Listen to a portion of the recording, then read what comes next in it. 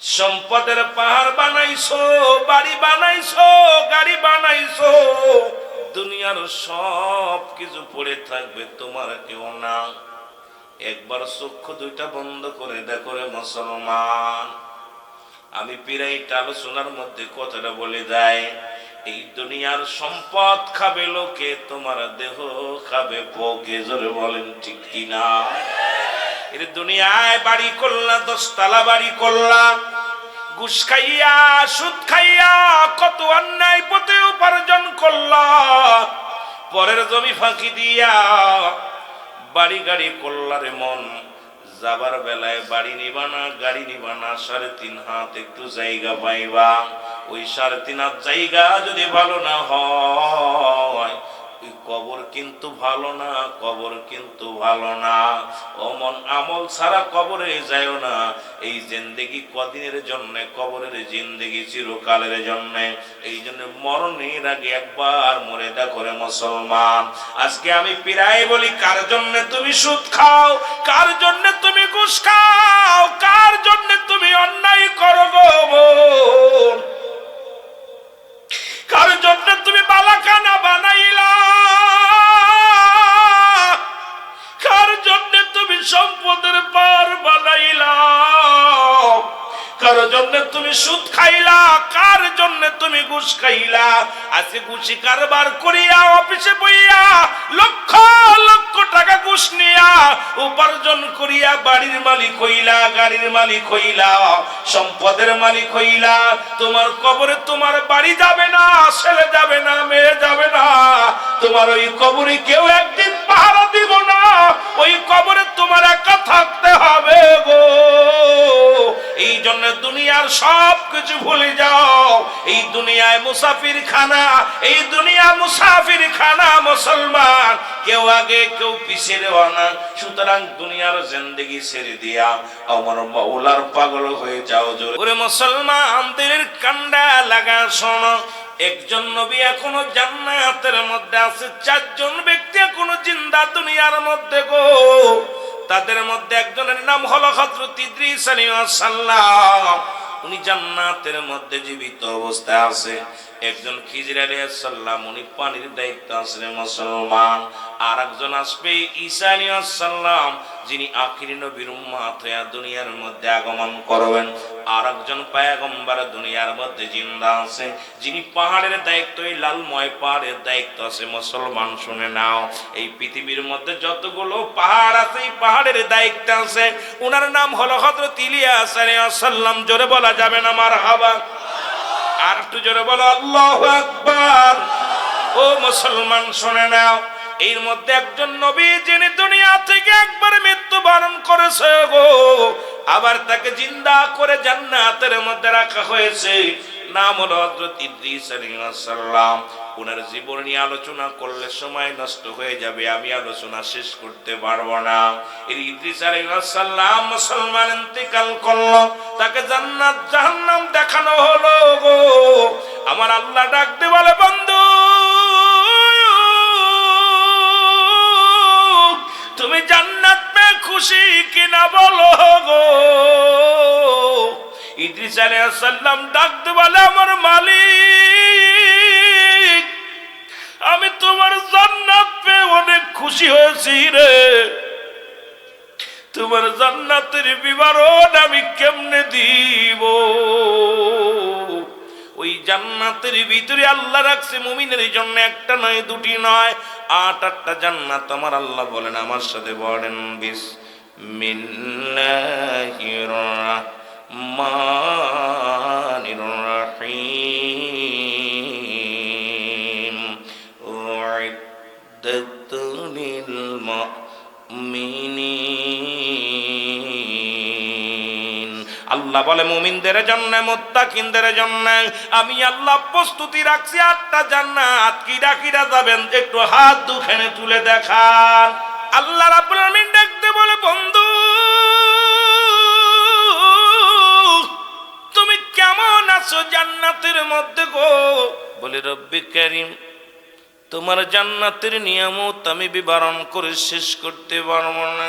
ওই মরণকালে যে কষ্টটা আমার দিছে তোমার আজরাইল, ওই মরণের সমাজে কষ্টটা পেয়েছি, ওই কষ্ট মরন্তর থেকে যায় নাই, গা থেকে যায় নাই। ও কুমিল্লার বাবারা রে, একটু দিলের কান্ডা লাগায় শুনিল। আমার আল্লাহ কয় জিবরিল রে তাড়াতাড়ি যা, আমার বন্ধুরে জানায় রে আজরাইল আলাইহিস সালাম হাজির হয়ে গেছে। ডাক দেব আসসালামু আলাইকুম, ও আল্লাহর নবী ইদ্রিস আলাইহিস সালাম, আমি আপনার কাছে হাজির হয়ে গেলাম। আজরাইল রে, আগে বলো আমার মৃত্যুটা কেমনে করেছো, আমার জানটা তুমি কেমনে বাইর করেছো? আজরাইল ডাকতে বলো হুজুর,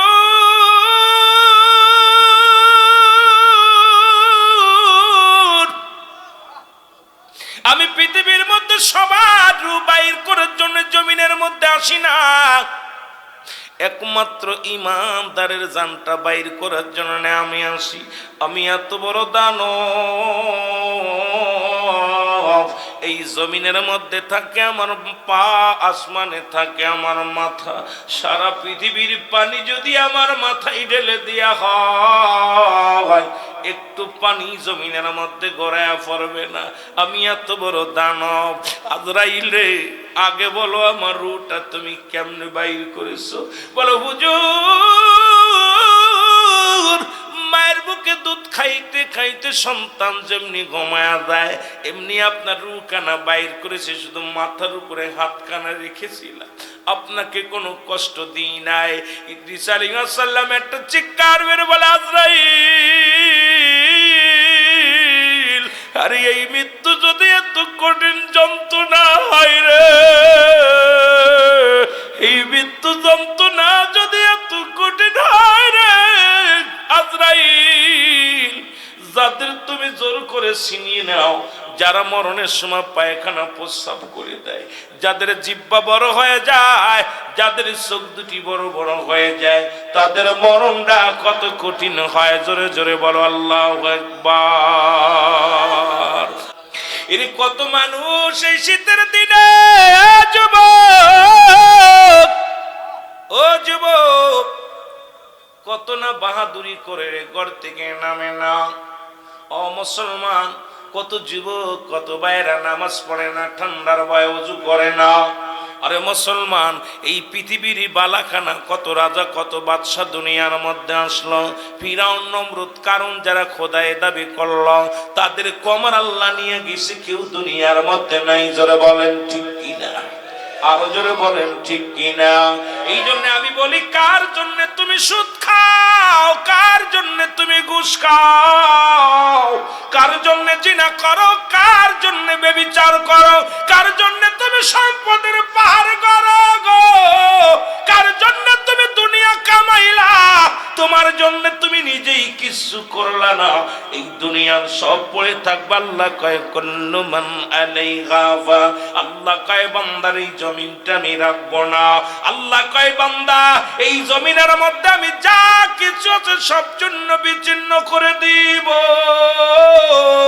জোরে জোরে চিল্লা বলা যাবে না আল্লাহু আকবার।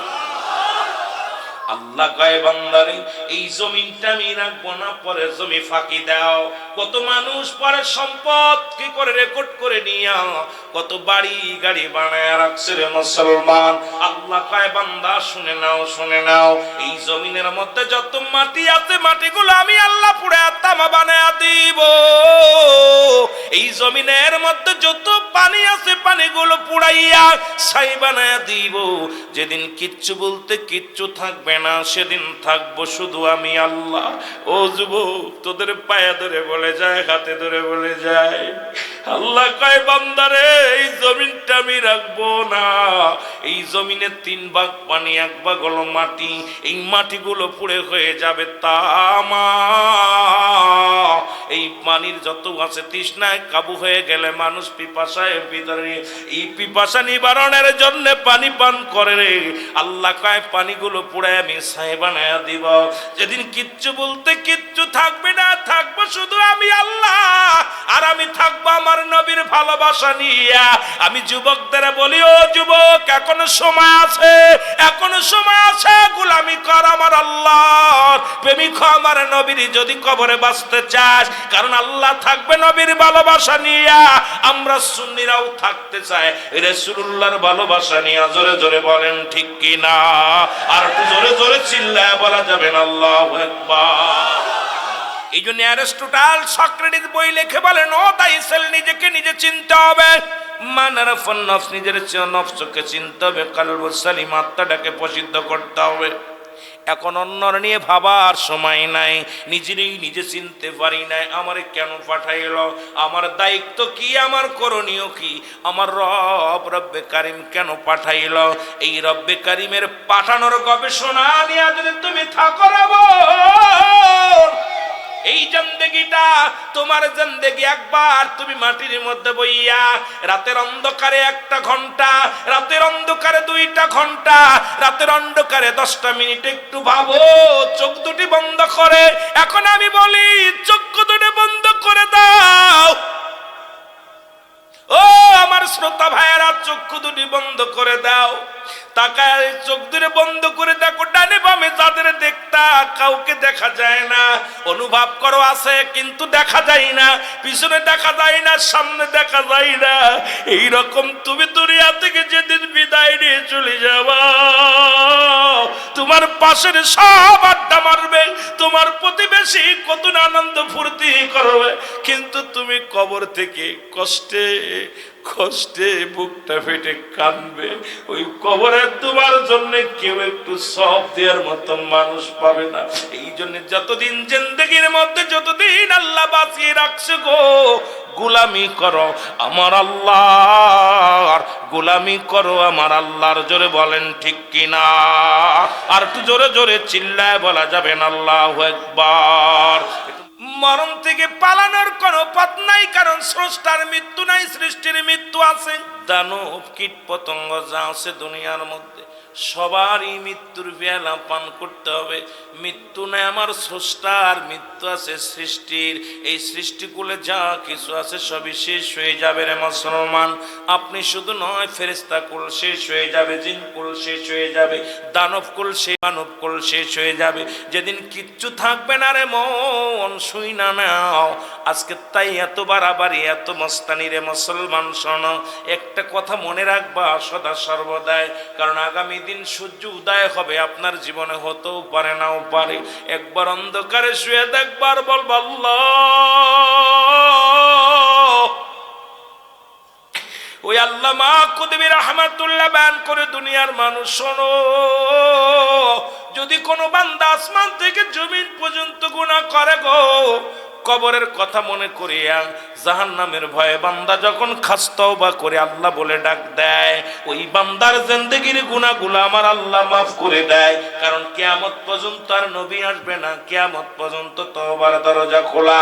এই জন্য আমরা বেশি বেশি তওবা করব, বেশি বেশি আল্লাহর দরবারে কাঁদব। জোরে বলেন ঠিক কিনা?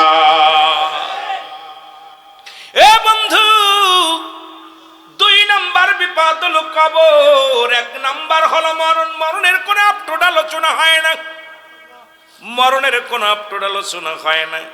মরণ হবে হয় আপনার হাঁপিন কাশি নাই, জন্ডিস হয়ে নাই, পেট ব্যথা হয়ে নাই, গ্যাস্ট্রিক হয়ে নাই, ভালো মানুষ নাই নামাজের মধ্যে নাই, গমের মধ্যে। মরণ তো মরণই। জোরে জোরে বলেন ঠিক কি না? মরার বিকল্প কিছু আসেনি, কথা কন আসেনি। পালাবে কোথায়? পালানোর জায়গা নাই। আজরাইলেরও জানটা দেওয়া লাগবে, নিজের রুহটা নিজের হাত দিয়ে দেওয়া লাগবে, কারণ তাকেও ছাড় দেবে না আমার আল্লাহ। সেদিন থাকবে শুধু আমার আল্লাহ। ও দুনিয়ার মানুষ শুনে নাও, আর 2টা জায়গা প্রস্তুতি করে রাখছে, একটা হলো ঈমানদারদের জন্য, একটা হলো কাফের বেঈমানদের জন্য। আল্লাহ বলেন, উইদ্দাতুল কাফিরিন, আর কাফের বেঈমান মুনাফিকদের জন্য প্রস্তুতি আছে। 7টা জাহান্নাম কিরা কিরা যাবেন, একটু হাত তুলে তুলে দেখান।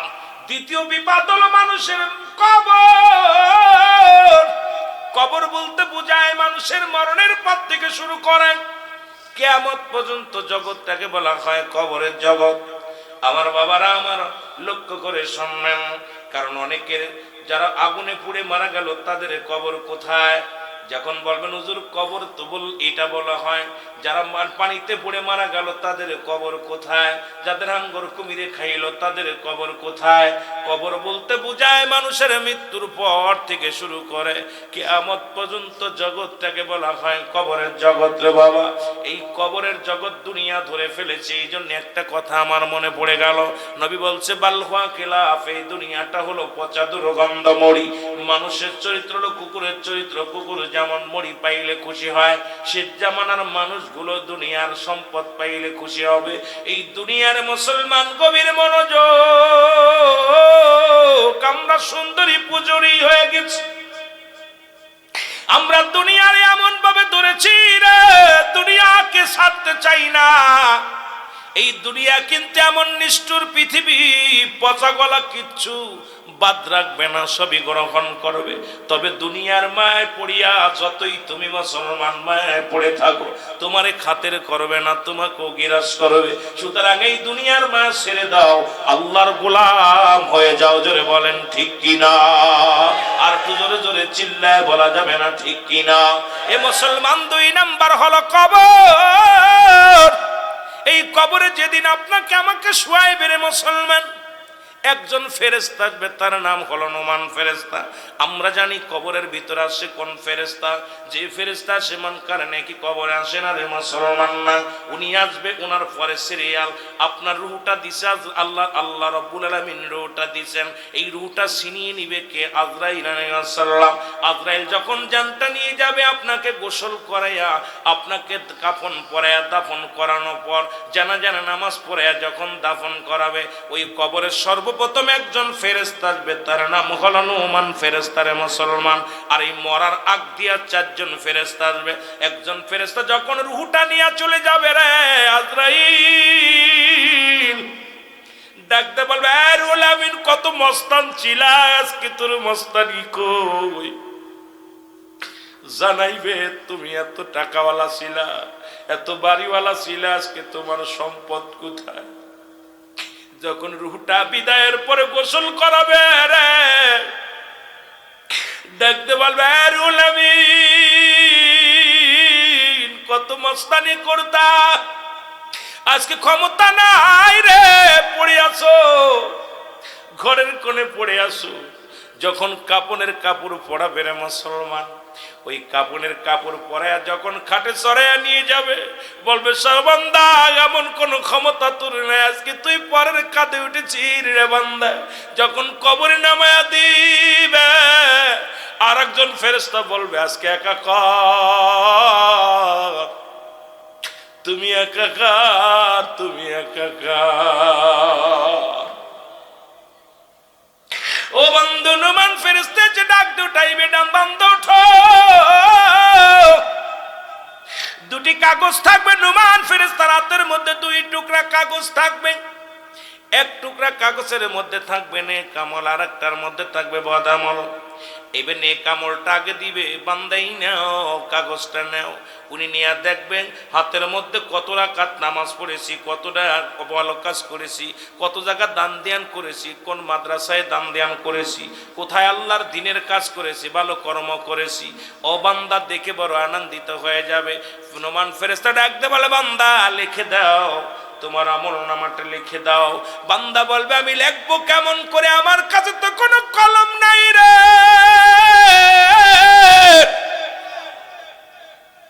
ফেরেশতা বলে, বান্দা, কলম তোমার ডান হাতের শাহাদাত আঙ্গুল মুবারক। জোরে বল আল্লাহু আকবার। আর একটু জোরে বলেন। এই ডান হাতের আঙ্গুল মুবারক হবে শাহাদাত আঙ্গুল মুবারক, এটা হবে আপনার কলম। এই হাত দিয়ে কত গাঁজা ধরছো, কত মদ ধরেছো, কত না এই হাত দিয়ে ঘুষের টাকা ধরে গুনেছ, এই হাত দিয়ে কত সুদের টাকা গুনেছো, এই হাত দিয়ে কত হারাম জিনিস ভক্ষণ করেছ। তোমার কি একবার মনে পড়ে না রে বান্দা? এই হাতের আঙ্গুল হবে তোমার কলম। কলম যদি ভালো না হয় লিখবে কেমন করে? এই জন্য হাতটারে পবিত্র রাখবারে মুসলমান শুনে নাও। এই কলম পায়া বান্দা ডাকতে বলবে, আমি কলম পাইলাম, এখন কালি পাবো কই, আমার কলমে তো কালি নাই। ডাকতে বলবে, বান্দা, তোমার মুখের থুতো মুবারক হলো কালি। ও বাবারা শুনে নাও, কুমিল্লার বাবারা শুনে নাও, এর মুখের থুতো মুবারক হবে কালি। তোদের পায়ে ধরে বলে যাই, গালের মধ্যে ঘুষের টাকা দিস না, সুদের টাকা খাস না, এর মধ্যে হারাম ঢুকাস না, বিড়ি খাস না, গাঁজা খাস না, মদ খাস না। তোদের পায়ে ধরে যায়, তোদের হাতে ধরে যায়, বলি যুবক রে, এই মুখটা তোরে পবিত্র রাখছে আমার আল্লাহ। মায়ের গর্ভে যখন ছিলি, মায়ের নাভির সনে তোর নাভিটা জুড়াইয়া দিছে। কারণ এই মুখটা আল্লাহর জিকির করবি, এই মুখে কোরআন পড়বি, এই মুখে নবীর দুরূদ পড়বি, এই মুখে প্রশংসা করবি আমার আল্লাহ। এই জন্য এই মুখটার মধ্যে আল্লাহ কুরক্ত দেন নাই, হারাম জিনিস খাওয়ার নাই। ওরে 10 মাস 10 দিন তুই মায়ের গর্ভে ছিলি, একদিনও তোর ওই কুরক্ত পান করাই নাই। আর দুনিয়ায় আইয়া মুখের মধ্যে কেমনে বিড়ি টান মারিস, কেমনে গাঁজায় টান মারিস, কেমনে তুই মদের বোতল দইরা গালের মধ্যে গিলিস রে যুবক। একবার কি তোর মনে পড়ে না রে যুবক, তোর মায়ের পেটে যখন ছিলি রে, তোরে আমার মাওলা কেমনে খাওয়াইছে। একবার যদি তুই চিন্তা করিস রে, জীবনে মুখের মধ্যে কোনোদিন আর গাঁজা দিবি না, মদ দিবি না, এই তারি দিবি না, ইয়াবা দিবি না, এই মুখে কাউকে গালি দিবি না, মুখটা পবিত্র রাখবি। মুখের থুতু মুবারক হবে কালি। জোরে জোরে চিল্লায় বলা যাবে না আল্লাহু আকবার। মদিনা যাইতে পারলাম না, মদিনা দেখতে পারলাম না, মদিনা যাইতে পারলাম না, মদিনা। এ দুনিয়ার যুবক বন্ধুরা শোনো, মুখের থুতু মুবারক হবে কালি। আজ থেকে মুখের ভিতরে গাঁজা দিব না, মদ দিব না, তারি দিব না, মুখ দিয়ে গালি দিব না, মুখ দিয়ে কাউরে কষ্ট দিব না। কে কে রাজি আছো হাত দুখানে মাওলারে দেখাও, জোরে বলো আল্লাহু আকবার। এ মাবুদ, আমরা মুখখানে পবিত্র রাখতে চাই। আল্লাহ, এই মুখটারে তুমি পবিত্র রাইখা দিও গো। এই মুখের থুতু মুবারক দিয়ে আমলনামা লেখার শক্তি দিও, জোরে বলা যাবে না আমিন। ও যুবক, বান্দা বলবে আমি কালি পাইলাম, এখন কাগজ পাবো কই? 3 টুকরা কাফনের কাপড় দেয়া হয় কবরে। প্রথম কাফনের কাপড়টা টানলে খুলে নিবে, বলেই নাও বান্দা নাও, তোমার আমলনামাটা লেখো। বান্দা সেকেন্ডের মধ্যে লেখা হয়ে যাবে, মিনিটের মধ্যে লেখা হয়ে যাবে। এবার হাত থেকে ছিনিয়ে নিবে, নিয়ে বলবে বান্দা আর একটা কাপনের কাপড় দিবে, দ্বিতীয় টুকরা দিয়ে বল বান্দাই নাও তুমি লেখো। এবার 80 বছর 50 বছরের জিন্দেগি, কোথায় তুমি কোন মহিলা নিয়ে গল্প করেছিলা, কোথায় তুমি মদের প্যান্ডেলে বসেছিলা, কোথায় তুমি নামাজ ফাঁকি দিয়া বন্ধু বান্ধব নিয়ে আড্ডা মেরেছিলা, কোথায় তুমি মুসলমান, তুমি কোরআনের অবমাননা করেছিলা। আজকে দেখলাম ওরে ভারতের মধ্যে এক নাস্তিক কোরআন পাতা ছিঁড়ে ছিঁড়ে মুসলমান টান্দে টান্দে সেরার কয় মুসলমানদের বেইজ্জতি করে। আরে মুসলমান, এখন দুনিয়ার মধ্যে এইরকম ফিরাউন নমরুদ কারণ আল্লাহ ক্ষমতা দিয়েছিল রে, ভুলে যাস না, তাদের কল্লা সাইজ করেছে, জোরে বলেন ঠিক কিনা। ওই ক্ষুদ্র মশা দিয়া নমরুদ বাহিনী শেষ করেছে, তোরে সাইজ করতে সময় লাগবে না। আমি অনুরোধ করে যাই, কোরআনের প্রতি আঘাত আনিস না, হাদিসের প্রতি আঘাত আনিস না, নবীর উপরে আঘাত আনিস না, ইসলামের উপরে আঘাত আনিস না। আল্লাহ রাব্বুল আমিন সহ্য করবে না, যেদিন ধরবে তোরে আর রিস্তার থাকবে না। জোরে জোরে চিল্লায় বলো ঠিক কিনা। এ যুবক, আমি তেলের কন্ডা লাগায় শোনো, বান্দা কোথায় কি অন্যায় করেছিল বলবে আমি অন্যায় করি নাই, আমি তো নামাজ সারি নাই, কোনোদিন কোনো বেগানা নারী নিয়ে ঘুরি নাই, আমি কোনোদিন অপরাধ করি নাই। ওই কম্পিউটার বাইরে যাবে, ওই মোবাইলগুলো যেমন একটি ভিডিও হয়, এই ভিডিও প্লের সামনে হাজির করে দিবে বান্দা। এবার দেখবে কত মাস, কত টাইম, কত সেকেন্ড, কত তারিখ সামনে হাজির হয়ে যাবে রে বান্দা।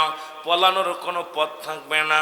বলবে বান্দা অমুক দিন, অমুক রাত্রে, অমুক টাইমে, অমুক তারিখ, অমুক সময়, এত সেকেন্ড, এত মিনিট, এত ঘন্টায় ওরে মুসলমান সামনে হাজির হয়ে যাবে আয়নার মতো।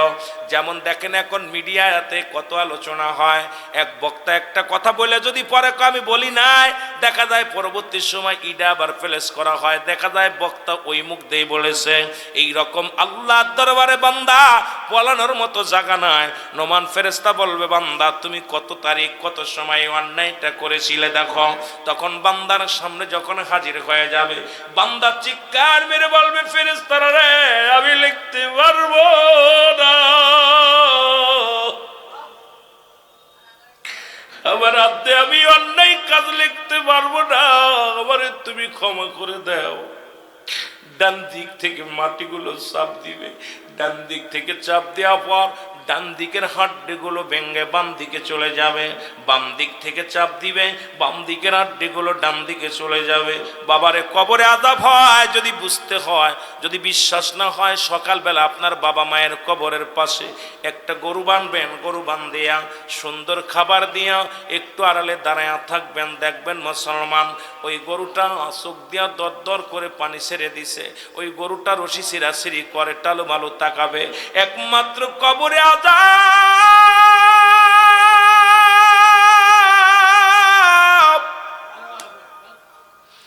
আল্লাহ আল্লাহ, ওই কবরে আযাব একমাত্র দানব বুঝতে পারে না রে, সমস্ত প্রাণী বুঝতে পারে কবরে আযাব। আল্লাহ, আর একটু জোরে বলুন। আমার ভাইরা, আমার বন্ধুরা, আমার ফেরেশতা তাকে এমন এক একটা গর্জন মারবে আর তুই আমল নামাগুলো লেখাবে। বান্দার লেখা শেষ না হওয়া পর্যন্ত কবর থেকে যাবে না।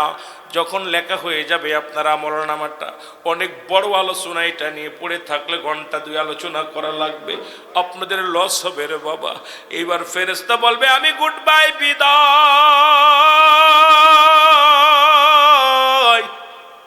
ও বান্দা, আল্লাহর বান্দা, তুমি 40 বছরের জিন্দেগি পাইয়া, 50 বছরের জিন্দেগি পাইয়া এত অন্যায় করেছো, একটু পরে তোমার কবরে মুনকার নেকির ফেরেশতা আইব, তোমার আমল নামা দেখিয়া তোমার বিচার হবে রে মুসলমান। শোনো, নোমান ফেরেশতা বিদায়ের পরে চলে আসবে, কবরে আসবে মুসলমান, মুনকার নেকির আসবে। কেউ বলে 3টা প্রশ্ন হবে কবরে, কেউ বলে একটা প্রশ্ন হবে কবরে। বান্দার আমল নামাটা যখন দেখবে, দেখে বলবে, বান্দা তুমি দুনিয়ার মধ্যে কতই না ভালো কর্ম করেছিলে রে বান্দা, ওই জান্নাতের একটা দরজা খুলে দিবে, জান্নাত থেকে কিয়ামত পর্যন্ত, কবর পর্যন্ত শুধু শান্তি আর শান্তি। ওই কবরের মধ্যে জান্নাতি নিয়ামতগুলো বক্ষণ করবে। আর যে বান্দা জাহান্নামী হবে, জাহান্নাম থেকে একটা দরজা খুলে দেওয়া হবে। এই জাহান্নামের যত গজব, যত সাপ বিচ্ছু, যত না মুসলমান কষ্টদায়ক শাস্তিগুলো আপনার কবর পর্যন্ত আসবে। আর ওই কবরের সকাল আর সন্ধ্যা নাই, বিকেল আর রাত নাই রে মুসলমান। ওই কবরে শুরু হয়ে যাবে আযাব। মুসলমান আবাদান আবাদান চিরস্থায়ী ভাবে, এমন ভাবে কঠিন আযাবের মধ্যে পড়ে যাবে রে মুসলমান। শুনে নাও, ওই কবরের মধ্যে কেউ হবে জান্নাতি হাওয়া চালু থাকবে, কারো থাকবে জাহান্নামী হাওয়া চালু থাকবে। আল্লাহ ওই 2 নাম্বার কবর থেকে বাঁচার মতো শক্তি দান করো, জোরে বলো আল্লাহু আকবার। এর কবরে যে আযাব হয় তার একটা প্রমাণ দিলেন মুসলমান। শোনো, ঈসা ইবনে মরিয়ম, ঈসা নবীর ছেলে মরিয়ম, মুসলমান ঈসা নবী মরিয়ম আলাইহিস সালামের সন্তান। ঈসা আলাইহিস সালাম বনি ইসরাইলদেরকে বোঝানোর জন্য ঈসা নবী মাঝে মাঝে গোরস্থানে যাইতো গো, মাঝে মাঝে গোরস্থানে যা বয়া থাকতো, দাঁড়ায়া থাকতো। আল্লাহর নবী ঈসা আলাইহিস সালাম বেশি বেশি কবর গোরস্থানে যা দাঁড়াইতেন। একদিন দেখে এক যুবক কবরের পাশে দাঁড়ায় দাঁড়ায় কান্দে। আল্লাহ নবী ঈসা আলাইহিস সালাম ডাকতে বলে, যুবক তুমি কেন কান্দো? বলে, হুজুর আমি কান্দি, আমার বিবি মারা গেছে, আমার বিবি আজ 1 সপ্তাহ কবরে শুয়ে আছে, আমার বিবিরে বড় ভালোবাসি গো। কয়, যুবক রে তা কি হয়েছে? কয়, হুজুর আমি ওই বিবির জন্য আজ 1 সপ্তাহ ঘরে যাই না, বাড়িতে বাজাই না, খানা খাই না, এই গোরস্থানে বয়া বয়া কান্দি। আমার আল্লাহ যেন হয় আমারে নিয়ে যায়, না হয় আমার বিবিরে ফিরায়া দেয়। এই 2টার যে কোনো একটা করা লাগবে আমার আল্লাহ। হয় আমার বউডারে ফেরত দিতে হবে, না হয় আমারে নিয়ে যেতে হবে। জোরে জোরে চিল্লায়া বলা যাবে না আল্লাহু আকবার। ঈসা নবী ডাকতে বলে, যুবক তুমি বাড়ি চলে যাও, দুনিয়ার জিন্দেগি বেশি দিন নয়, তুমিও কদিন পরে চলে যাবে, বেশি দিন নয়, আজ না হয় কাল, না হয় পরশু, একদিন চলে যেতে হবে। যুবক বলে, হুজুর আমার বিবিরে আমি প্রচন্ড ভালোবাসি, যদি আমার বিবিরে ফিরাইয়া দিতে পারেন, আমার আল্লাহ যদি আমারে ফিরাইয়া দেয় তাহলে আমার জীবন ধন্য, আর না হয় আমার জন্য নিয়ে যায়। বিবির জন্য এত পাগল। ঈসা নবী ডাক দে কয়, তোমার বউডারে ফেরাইয়া দিই, বলো তোমার বউয়ের কবর কই? বলো হুজুর ওই গোরস্থানে শুয়ে আছে। আল্লাহ নবী ঈসা আলাইহিস সালাম গোরস্থানে যায় ডাক দে, ওঠো, কে শুয়ে আছো কবরে ওঠো। উঠছে একজন ব্যক্তি, দেখে রে গায়ের মধ্যে আগুনের আগুন, সমস্ত গায়ের মধ্যে আগুন জ্বলতেছে, মাথার ভিতরে আগুনের কাক, সমস্ত জিহ্বাটা টান দিয়ে বাহির করে রাখা হয়েছে, বিশাল কঠিন শাস্তির মধ্যে আছে গো। ঈসা নবী ডাক দে বলে, যুবক রে, তুমি বলো না তোমার বিবি কবরে শুয়ে আছে? দেখি একজন যুবক, যুবক ঈসা নবীরে দেখার সঙ্গে সঙ্গে কালেমা পড়ে নিছে, লা ইলাহা ইল্লাল্লাহু ঈসা রুহুল্লাহ। জোরে জোরে চিল্লায়া বলা যাবে না সুবহানাল্লাহ। ঈসা আলাইহিস সালাম বলো, যুবক তুমি শুয়ে যাও, কবরে শুয়ে যাও, তুমি জান্নাতি। আরো জোরে বলেন। এবার যুবক বলে, আল্লাহর নবী সাড়াকতে বলে, যুবক তোমার বিবির কবর কোনটা? বলে হুজুর ওই যে ওইটা। ঈসা আলাইহিস সালাম ডাক দিছে, যুবতী ওঠো, কবরে কে শুয়ে আছো ওঠো। সঙ্গে সঙ্গে এক রূপবতী নারী উঠছে কবর থেকে, এত সুন্দর চেহারা, এত রূপ, এত মুসলমান। ঈসা আলাইহিস সালাম বলে, যুবক এইটা কি তোমার বিবি? বলে জি হুজুর এটা আমার বিবি। কয় যাও তুমি বাড়ি নিয়ে যাও। ঈসা নবী ডাকতে কয়, মেরে তুমি কি অবস্থায় ছিল? বলে আমি জান্নাতি, কারণ আমি ঈমান নিয়ে কবরে গেছি রে। আমি আল্লাহর নবী সার প্রতি ঈমান ছিল, মাওলার প্রতি ঈমান ছিল, আমার আল্লাহ আমাকে ইন্তেকালের পরে আমার জান্নাতি বানায়া দিছে। জোরে বলা যাবে না, আর একটু জোরে বল। এই জন্য আমার রূপ জৈবন আল্লাহরও ফিরাইয়া দিছে, জোরে বলা যাবে না মারহাবা। কয় যুবতী রে, যুবক রে, তোমার বউটা নিয়ে বাড়ি যাও। বউ নিয়ে বাড়ি চলে গেছে, বনি ইসরায়েলদেরকে বোঝানোর জন্য কথাটা আছে সুন্দর বিষয় নিয়ে। এবার বাড়ি যাওয়ার পর স্বামী ডাকতে কয়, ও বিবি তোমার জন্য পাগল ছিলাম, একটা সপ্তাহ ঘুমায় নাই, একটু ঘুমায় নি। বিবি যখন বিবির গুরুত্বের পর মাথা দিয়ে মুসলমান যুবক ঘুমায়া গেছে, ঘুমানোর পর ওই রাস্তা দিয়ে যাইতেছিল এক রাজকুমার, ওই রাজ্যের রাজকুমার সুন্দরী নারীকে দেখিয়া ঘোড়া নিয়ে প্রবেশ করলেন নারীর কাছে, যে ডাকতে বলে, মেয়ে রে, ও মেয়ে, মেয়ে রাজকুমারের প্রেমে পড়ে গেছে। জোরে জোরে বল আল্লাহু আকবার। মেয়েটা কি করলেন? স্বামীর মাথা নিচাই রেখে রাজকুমার হাত ধরে রাজমহলে চলে গেছে। রাজকুমারের ঘুম ভেঙে গেছে। ঘুম ভাঙার পর মুসলমান তাকায় দেখে বউ নাই। পাগলের মতো খুঁজতে লাগলো, কোথাও বউ পায় না। ফিরে এসে দেখে ঘোড়ার পায়ের ছাপ। ঘোড়ার পায়ের ছাপ দেখিয়া আর বুঝতে বাকি নাই কোনো ব্যক্তি ঘোড়া নিয়ে রাজমহল নিয়ে কোথায় এসেছিল, ঘরে এসেছিল, এখান থেকে বিবিরে নিয়ে গেছে। এবার ঘোড়ার পায়ের ছাপ দেখতে দেখতে রাজমহলে গেছে, যা দেখে রে মুসলমান রাজকুমারের রঙ্গনেলায় মিলে আছে, মুসলমান বিবি রং তামাশার মধ্যে আছে। দূর থেকে যুবক ডাক দে বলে, বিবি তুমি আমার বিবি, এখানে কেন? রাজকুমার কয়, ও বিবি, ও ও কি বল মুসলমান বাইজি শোনো, ওই যে ছেলেটা তোমাকে বিবি বলে দাবি করে, ও তুমি কি চেননি? কয় না আমি চিনি না। ওরে আমি চিনি না। কয় চেনো না? তাহলে তোমার বিবি বললো কেন? আমি জানি না। তখন রাজকুমার নিজের হাত থেকে তরবারি বাইর করে যুবককে কতল করলেন। এ মুসলমান শুনে নাও, যুবককেও কতল করলেন, যুবতীকেও কতল করলেন। এ মুসলমান ইয়াদারা আমার বনি ইসরায়েলদেরকে বুঝাইলেন। ঈসা আলাইহিস সালাম বনি ইসরায়েলদের বুঝাইলেন, দুনিয়ার মানুষ শোনো, এই দুনিয়াটা একটা সুন্দরী রমণী, এর প্রেমে আমরা পড়ে গেছি। পড়েছি, যতই প্রেমে পড়েছি, দুনিয়া ধরেছি, কিন্তু এর পরিণাম কিন্তু জাহান্নাম। জোরে বলেন ঠিক কিনা? ইয়া দ্বারা প্রমাণ করা দিছে দুনিয়াটা একটা সুন্দরী মহিলা, এটা দ্বারা প্রমাণ করে দিছে যারা দুনিয়ার মুখাপেক্ষী হয়ে যাবে, দুনিয়ার জন্য নামাজ ছেড়ে দিবে, দুনিয়ার জন্য রোজা ছেড়ে দিবে, দুনিয়ার জন্য বাবা মা ছেড়ে দিবে, এই দুনিয়ার প্রেমের জন্য সুদ ঘুষ ধরবে।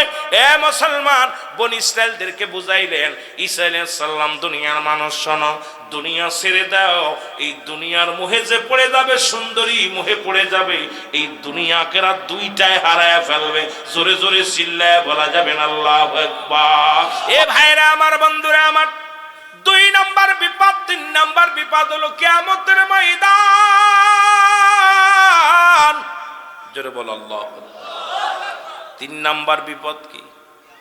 হাসরের ময়দান, যেদিন মুঠো হাত উপরে সূর্যোদয় হবে, যেদিন মস্তিষ্কগুলো গলে গলে পড়বে, যেদিন পিতা পুত্ররে চিনবে না, যেদিন ভাই বাইরে চিনবে না, স্ত্রী স্বামীকে চিনবে না, স্বামী স্ত্রী চিনবে না, বন্ধু বন্ধুরে চিনবে না, সেই ময়দানটার নাম হলো হাসরের ময়দান।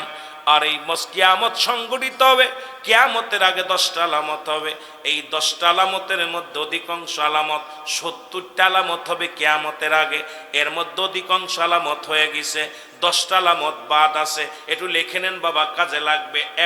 এক মিলাইতে যায় এই ওয়াজটা করতে যাওয়া করতে 100 কিতাব গবেষণা করা লাগছে আমাদের, কিন্তু আপনাদের তো এত লাগবে না, আমি সংক্ষিপ্ত আকারে বলে যাই। রে মুসলমান, শুনে নাও, কিয়ামতের আগে 70টা আলামতের মধ্যে অধিকাংশ আলামত হয়ে গেছে, এখন বাকি আছে বড় বড় 10টা। তার মধ্যে 1 নাম্বার হলো মুসলমান, 1 নাম্বার হলো খানে দাজ্জালের আগমন, ঈসা আলাইহিস সালামের আগমন, ইমাম মেহেদী আলাইহিস সালামের আগমন। 3টা ভূমিকম্প হবে, একটা ভূমিকম্প পূর্বাঞ্চলে, একটা হবে পশ্চিমাঞ্চলে, একটা হবে মধ্যপ্রাচ্যে। তার মধ্যে কিয়ামতের আগে কাশ্মীর মুসলমানদের দখলে আসবে। এখন মুসলমান, সারা বিশ্বের মুসলমান ঐক্য হবে গো।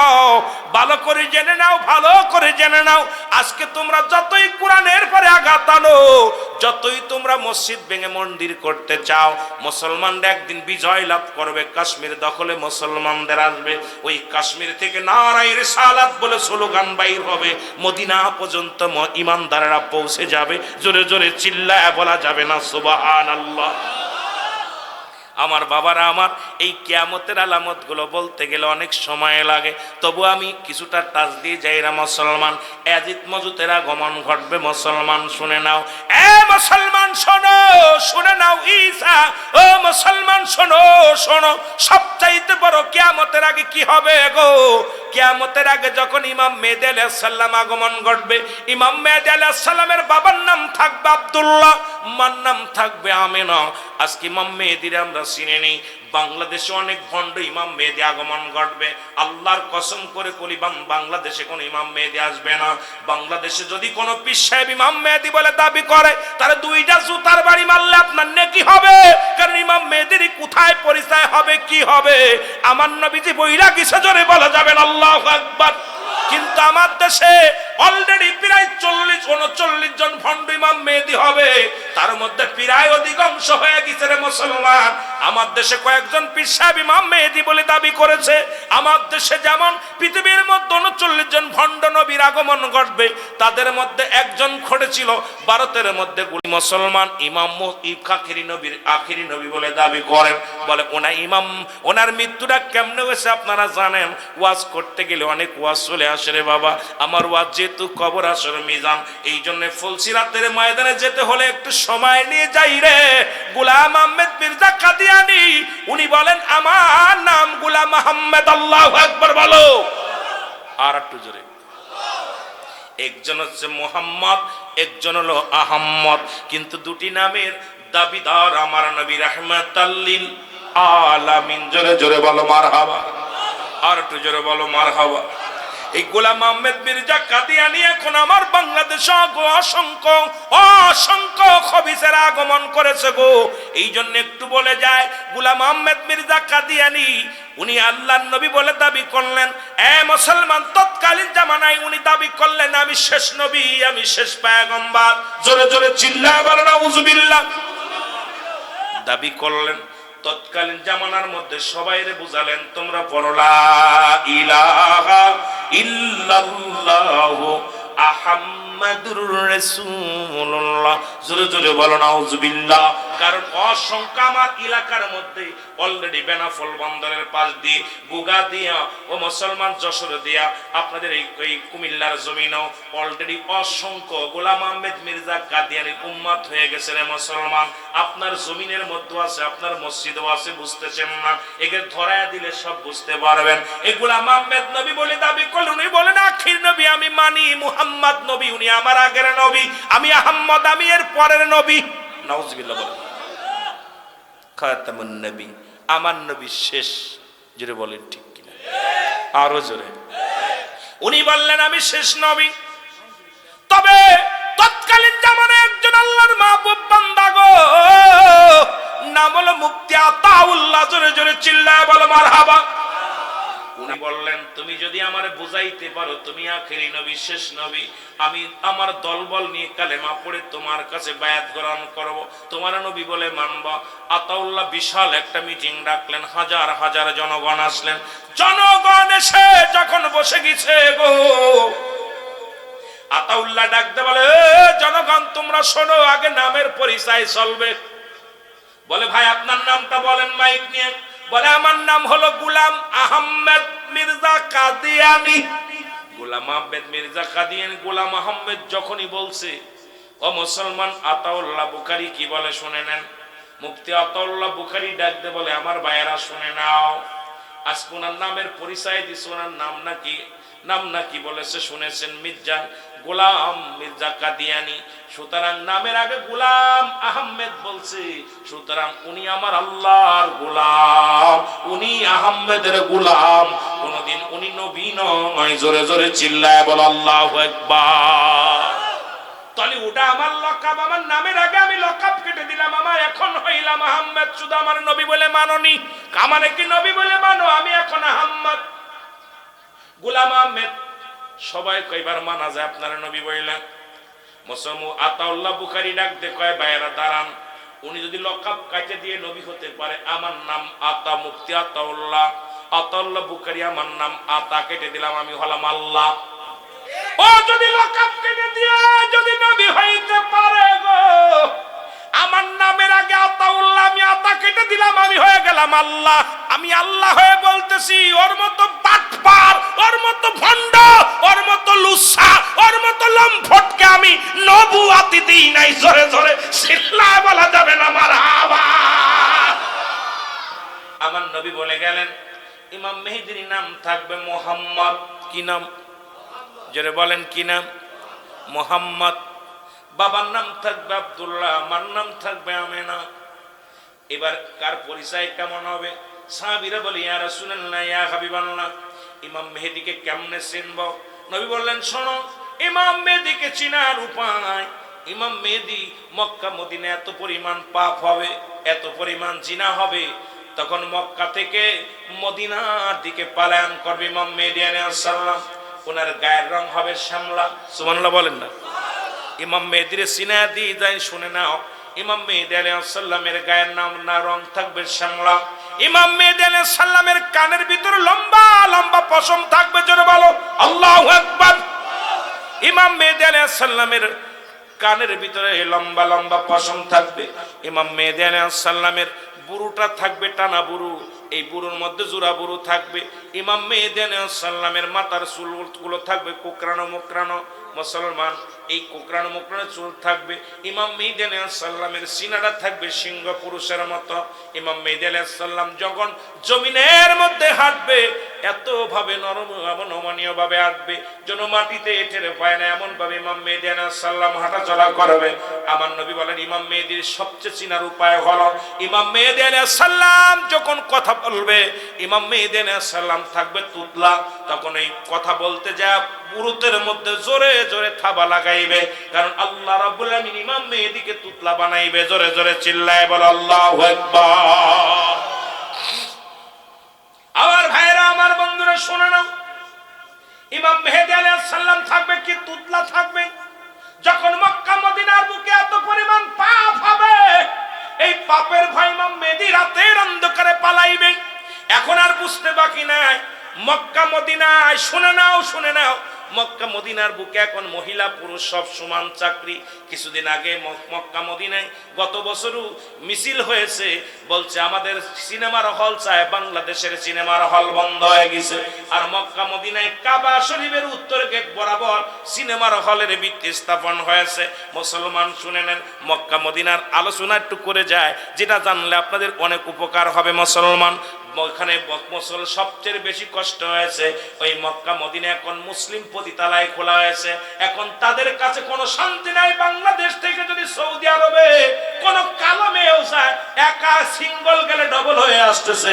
তার মানে আর বুঝতে বাকি নাই, জিনা ব্যভিচার এগুলোই তারা লিপ্ত হয়ে গেছে। জোরে বলেন ঠিক কিনা?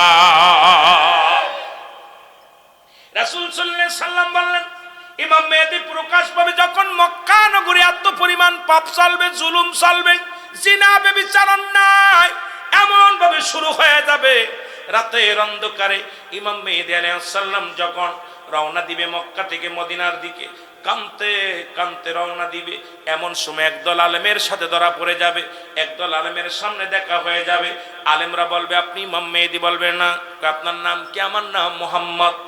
কয় না না, আমার বদুয়া গোত্র, একটা গোত্রের নাম থাকবে বদুয়া গোত্র মুসলমান, আর বংশধর থাকবে ফাতেমার বংশধর। বিস্তারিত আলোচনা বলতেছিলাম, বড় লম্বা আলোচনা, এত আলোচনা করার সময় নেই, আমি শুধু টাচতে যাই। মুসলমান শুনে নাও, এবার কি করবেন? ইমাম মেহেদী আলাইহিস সালামকে দেখে উলামা একরাম চিনে যাবে। উলামা একরাম বলবে, আপনি ইমাম মেহেদী আলাইহিস সালাম? বলে না, আমি মুহাম্মদ। তখন উপর থেকে একটা আওয়াজ আসবে, হাজা খলিফাতুন ফিল আরদ। এই আওয়াজটা যখন আলেমদের কানে আসবে, সবাই বলবে, ইমাম মেহেদী তুমি এবার ফাঁকি দিবে কেমনে করে? এই আওয়াজটা কে দিছে? বলে, হ্যাঁ আপনারা ঠিকই ধরেছেন, আমি হলাম এই জামানার ইমাম মেহেদী আলাইহিস সালাম। জোরে জোরে চিল্লায় বলা যাবে না সুবহানাল্লাহ? আর একটু জোরে বলা যাবে না আল্লাহু আকবার? তখন ইমাম মেহেদীর বয়স থাকবে 40। কত? জোরে বলেন কত? 40 বছর বয়সে প্রকাশ পেয়ে যাবে।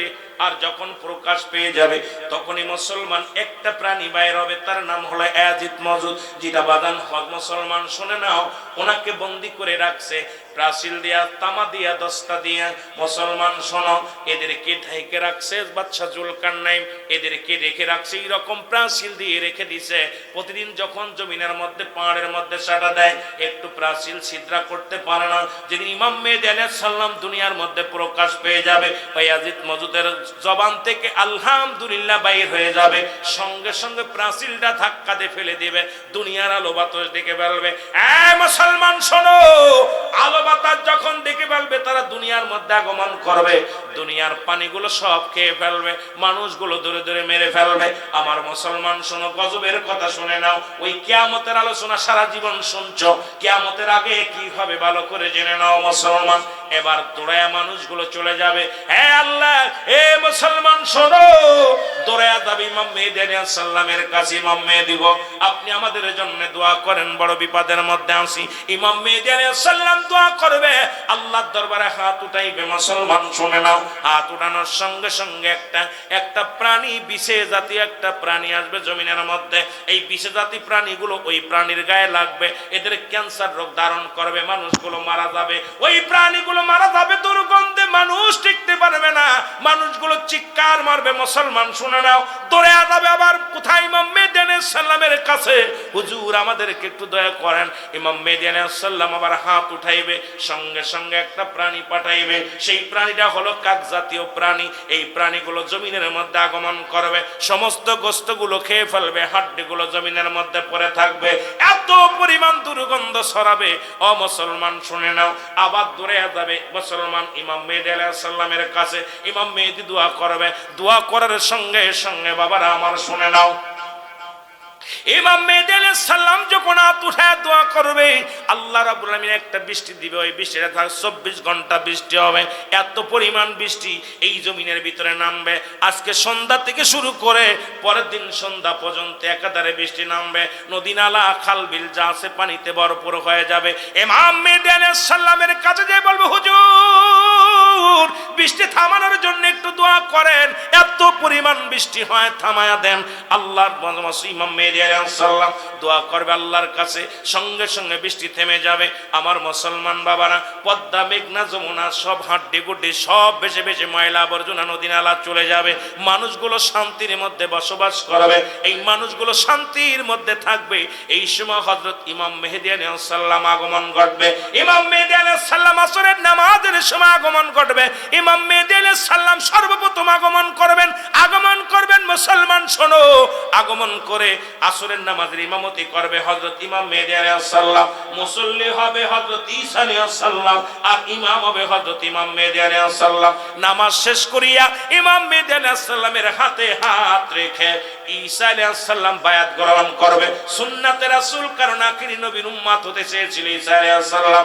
ইমাম মেহেদীর হাতে বায়াত গ্রহণ করে ও মুসলমান, বায়াত গ্রহণ করে মুসলমান হয়ে যাবে। মুসলমান শুনে নাও, আজকে আমাদের দেশের মানুষ বায়াত পছন্দ করে না, ভাই পীর মুরিদি নাই, অথচ ঈসা আলাইহিস সালাম জগতের মধ্যে এসে ইমাম মেহেদীর হাতে প্রথম মুরিদ হবে। জোরে জোরে চিল্লায়া বলা যাবে না সুবহানাল্লাহ?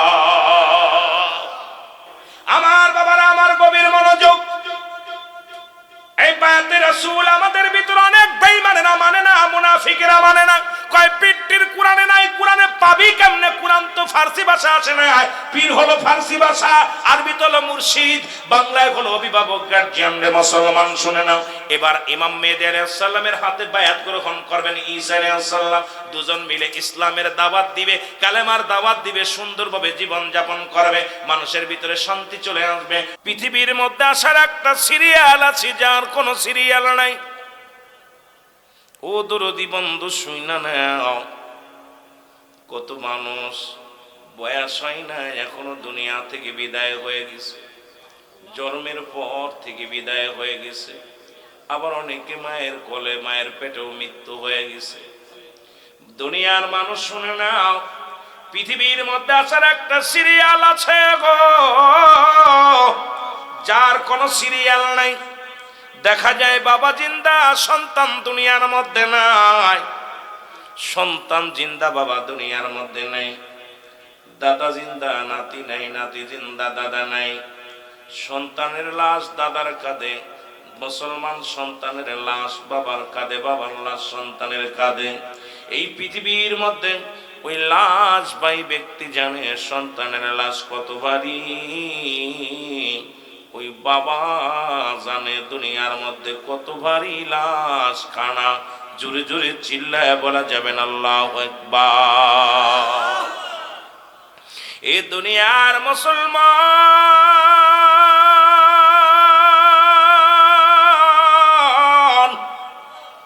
যে কথাগুলো বলতেছি আমি আস্তে আস্তে আলোচনায় যাই।